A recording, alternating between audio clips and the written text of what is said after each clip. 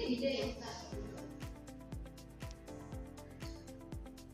Yang kedua, kajian teori. Berpikir kreatif adalah kemampuan untuk menghasilkan berbagai gagasan, pendekatan, atau solusi yang bersifat baru dan bermanfaat dalam menyelesaikan suatu permasalahan. Dan pendidikan merupakan sumber utama dalam pembangunan sumber daya manusia untuk membentuk peserta didik agar menjadi aset bangsa yang benar. Menurut tahun 1998 dan Siswono, bahwa keterampilan berpikir kreatif dapat diukur melalui 4 indikator utama, yaitu pesan, proses, press, dan product, atau pelajaran, kemampuan menghasilkan banyak ide atau solusi yang relevan. Yang kedua, flexibility atau fleksibilitas, kemampuan menghasilkan berbagai jenis solusi atau pendekatan yang berbeda ketika dilakukan. Yang ketiga, originality atau originalitas, adalah kemampuan menghasilkan ide yang unik dan belum terpikirkan sebelumnya. Yang keempat, elaborasi, kemampuan menguraikan atau mengembangkan ide secara logis.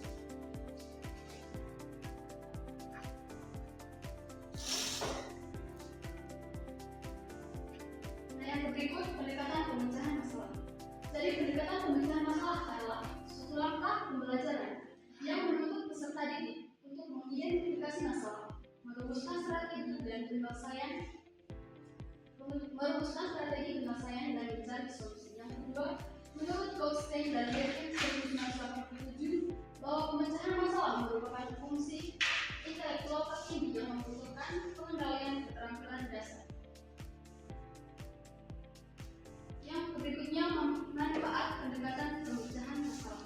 Jadi ada beberapa manfaat pendekatan pemecahan masalah. Yang pertama itu adalah mengembangkan kemampuan siswa dalam menemukan solusi baru.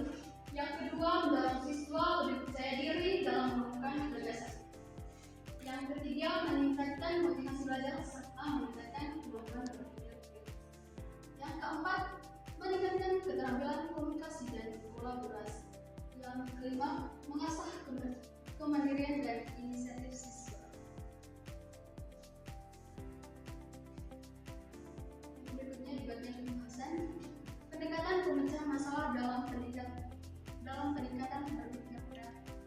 Jadi pendekatan pemecahan masalah memiliki dampak positif yang signifikan terhadap peningkatan keterampilan berpikir kreatif. Pendekatan pemecahan masalah menempatkan peserta didik pada situasi yang menuntut mereka untuk memahami masalah, menemukan alternatif solusi, serta mengevaluasi pilihan yang paling tepat. Dan yang berikutnya ada penerapan pendekatan pemecahan masalah dalam pembelajaran matematika.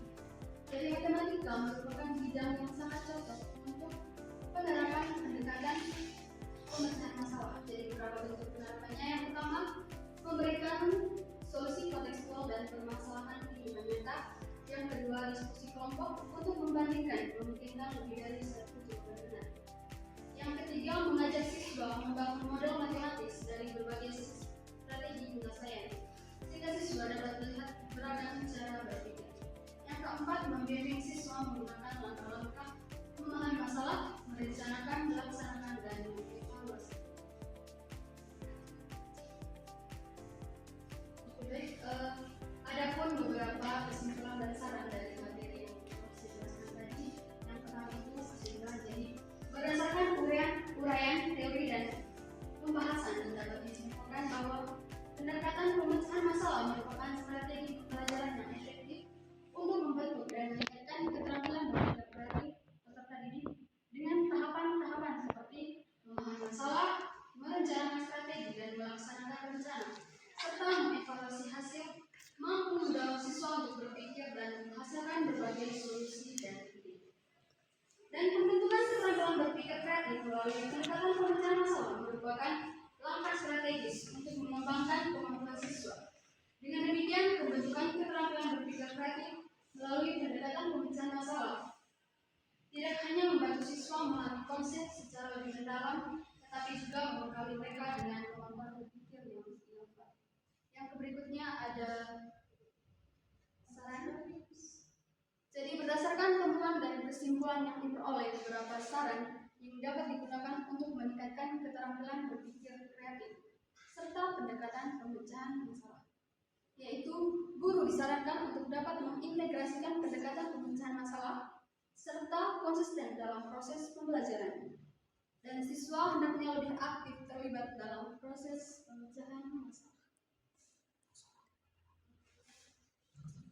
Menemukan ide baru serta terbuka terhadap berbagai pandangan, serta diharapkan sekolah memberikan dukungan dengan menyediakan fasilitas, media pembelajaran, dan pelatihan bagi guru untuk mengembangkan pendekatan pembelajaran kreatif, serta memperkuat keberhasilan penerapan pendekatan pemecahan masalah. Oke, baik, itu saja beberapa materi yang saya jelaskan, dan semoga materi ini bermanfaat untuk kita semua.